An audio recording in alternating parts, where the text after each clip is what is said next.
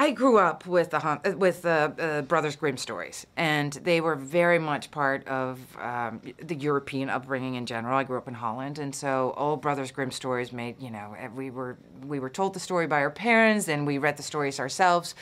So when this script first was sent to me, I thought, well, that's clever. I mean, I know that we've been, over the years, they're very en vogue. At the moment, we see a lot of these, classic fairy tale stories told in different kinds of ways, but not quite in this way where we see Hansel and Gretel as grown-ups. And, now sort of taking lives matters into their own hands of hunting down the witches who were responsible for the demise of their parents.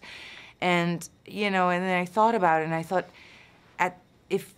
at the time, these stories were already really dark, but this time around, I mean, it's really, in the end, even though it was clever to think about it, but it sort of seems very fitting to make it an R-rated film that's dark and not told for children because, ultimately these stories were really very scary for kids to begin with. So, and then doing it in 3D, of course, this whole new element of, it's a modern version of it, but it sort of makes sense.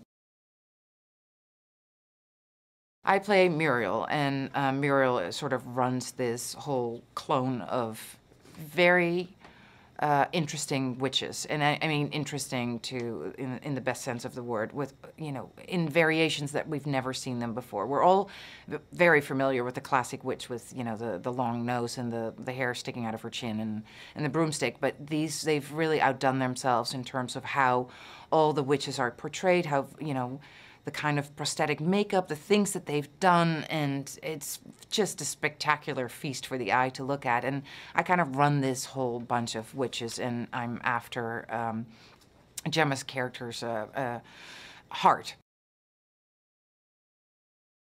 Muriel is not that pretty on the eye to look at, and it was, a 3-hour process every single day of going all the way with the prosthetic makeup and the contact lenses and all of that, of creating this monster, this witch monster that I turned into.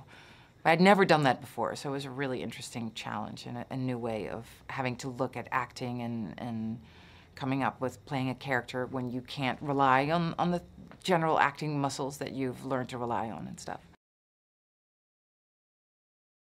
I mean, the movie makes or breaks with the performance of these two people, and Jeremy and Gemma are so perfectly cast for this. They're so, they have a really great rapport. It's a great, sibling story of, sticking together and having each other's back and how far you're willing to go to protect your family member and all of that kind of stuff. So that part of it is really beautiful and great, set in this very dark, twisted kind of setting. I teased him all the way about it. It's like, what happened to you in Norway? What have they done to you? And I met his parents and they were perfectly normal, but he's got a very twisted mind. But he's clever. Really, I mean, I have to give him kudos for this amazing job that he did. And he's young and, it was a very big undertaking and really gave it a new, fresh twist. And I'm very excited for him. Really, really very excited. He's very, very talented.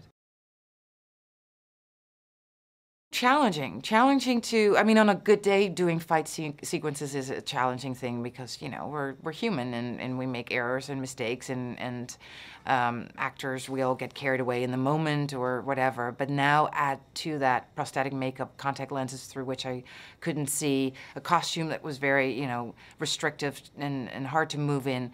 So those were really the big challenges for me in the film, is staying upright, not falling over, and keeping, my own in these, trying to keep my own during these fight sequences with, people like Jeremy who are as good as a stuntman.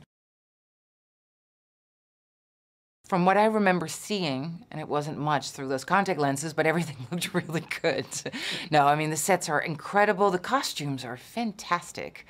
Really, we had a great costume designer, Marlena, and she did an amazing job of, because it is a classic tale, and everybody is familiar with that classic tale, but I like all the, the spins, the things that they did to keep it classic yet modern, and, all of the things that they came up with to make it its own thing.